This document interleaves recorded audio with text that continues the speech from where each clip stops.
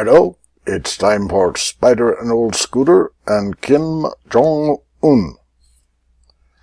Hi there. The new New Yorker is here with this fantastic cover. Cool. And as you know, the New Yorker's arrival always makes me happy. And you like a happy spider player, I'm told. Well, let's see, that was wrong there. That's wrong. Finally.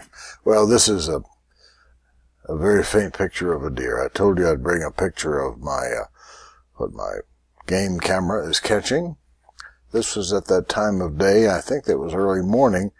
Yes, it was, when it was a little too light for the infrared flash to go, and not quite bright enough to get a clear picture. But I said I would, so I did. There you go. This is the inadequate information edition of Spider and Olde Scooter. It will be a new tradition. I may carry it out for one or two more times, or 1 or 200, who knows. But anyway, it's my theory, a lot of really good ideas. Some people would call them conspiracy theories, but really good ideas about what's going on come from inadequate information. People sort of hammer together what they've bit and heard. Something to do with reindeer, I think. Anyway, I have a theory based on inadequate information, and I'll tell you about it. It's about the Mueller investigation of Russian influence on our processes of democracy. But we're going to play a little Spider first, Spider Solitaire, the game of the year. This is sort of Twitch for old folks. That gives me 1, 2. I could have done this either way, so let's just hold that for a minute. 1, 2. Nothing is obviously superior here. 3. Well, you can see that I'm torn about what to do. And there's nothing worse than seeing a torn spider player biting his inner jaw. I can't do that on purpose. I always do it, or I do it frequently, but not on purpose. So, I'll get started now as I stumble along trying to play this game with my inadequate information theory, a big-time theory with too little bit of information. Story breaking tonight on several media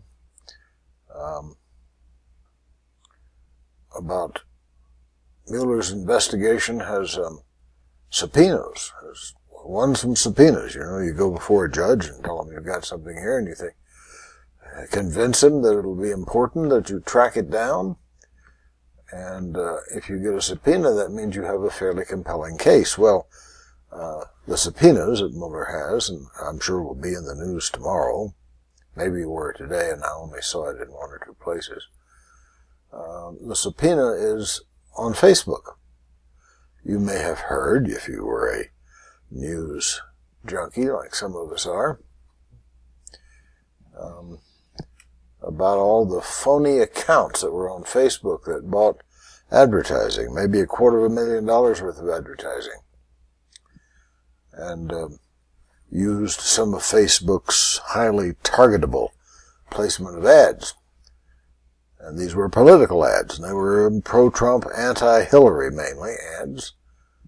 And $250,000 doesn't sound like a very big media buy. But if it's super targeted, if it's the right message to the right people, it can have as much or more effect as really big, untargeted campaigns, which most campaigns have always been. I mean, people have always tried to target, they just haven't been very good at it. So, Kushner told, I guess, the Senate committee, see, too little information, he told somebody, that he had been very interested in Facebook's ability, they call it micro-targeting, I think. And they can target based on, like, what you follow, what you track, what you show interest in. There was a story just yesterday, I think, that Facebook has decided to stop allowing people to search on anti-Semitic comments and statements and searches. So they know what your statements and searches and preferences are, and so that you can be micro-targeted. If they think you're an anti-Semite and somebody would like to appeal to anti-Semites, they can find you and send you a specific message. Well, anyway, Facebook is saying, and I suspect we'll have some sort of reversal or modification on this, but they're saying, only 25% of these phony accounts bought advertising with Russian money were micro-targeted. We'll see. But how did they have the data to micro-target on? How did they know who they wanted? Well, in comes Cambridge Analytica, the market targeting and psychographic and who knows what all, Robert Mercer genius stuff to target people. And so these Russian purchases and these bot-mailed ads to these very specified targets must have been specified and targeted through the definitions of the Trump campaign. Get these people, get us votes here, do this, here's the information, here's the specificity. Now go do it.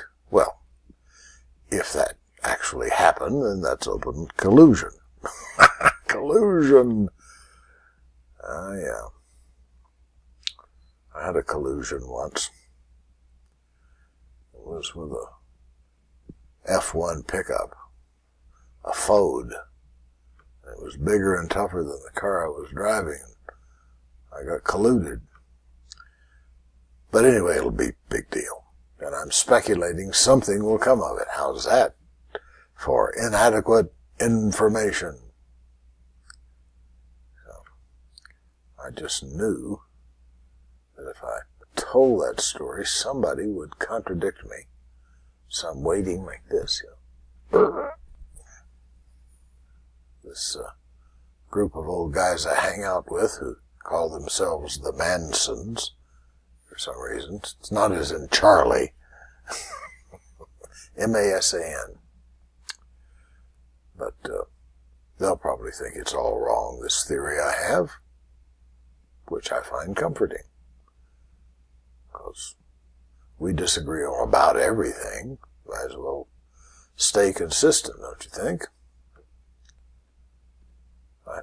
I love friends like that we can actually sit down and argue and totally disagree on stuff and still be friends. We don't get all bent out of shape. Well, a little now and then, but nothing leading to fisticuffs or permanent divorce. You're not my friend anymore. Unfriending someone face-to-face is way more dramatic than online. I've never been unfriended. I mean, it could happen at any moment. I say offensive stuff all the time. You'd think it would unfriend me with somebody. But when you're 80 years old, you get away with stuff. I'm sure not getting away with anything in this game. I'm not being too perspicacious. I could never get that word right. But you know what I mean, because that's what I'm not being very. 7 to hoarse tonight, dadgum voice. Sometimes I don't get hoarse at all, sometimes I get hoarse early. Sometimes peas porridge hot. Just some portion of my brain doesn't work some nights, like the one that sees moves. Well, here I am on the last move, and nothing has happened worth el hudo. And it doesn't look like anything much will.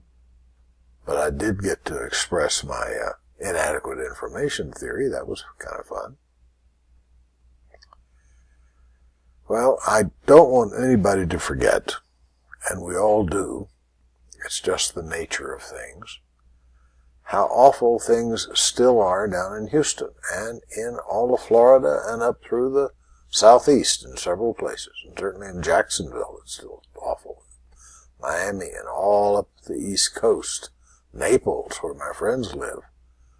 The Prez went to Naples. And, these places are just recovered. Oh, and the Keys. But Houston, they just square miles and square miles and square miles of awfulness. And people waking up every morning thinking, oh, phooey, look at another day. Are they going to go to work and come home at night and fix their house? They're going to leave their family at home while they go off to work. A lot of people are not going to work. A lot of jobs are not open to them yet.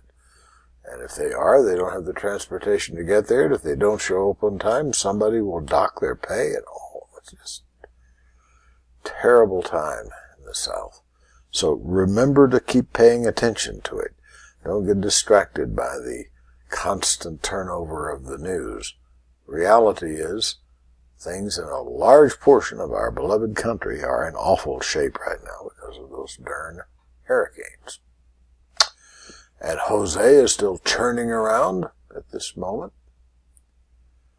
You probably will see this long after this moment, but remember my inadequate information speculations that that's what's going on. Something big's about to happen. It has to do with Facebook and Russians and Cambridge Analytica and all that. So are you fully admonished? Pay attention and feel sorry for your fellow citizens and watch the Russian investigation. If you take nothing else away from this, then you paid too much for it. Good night.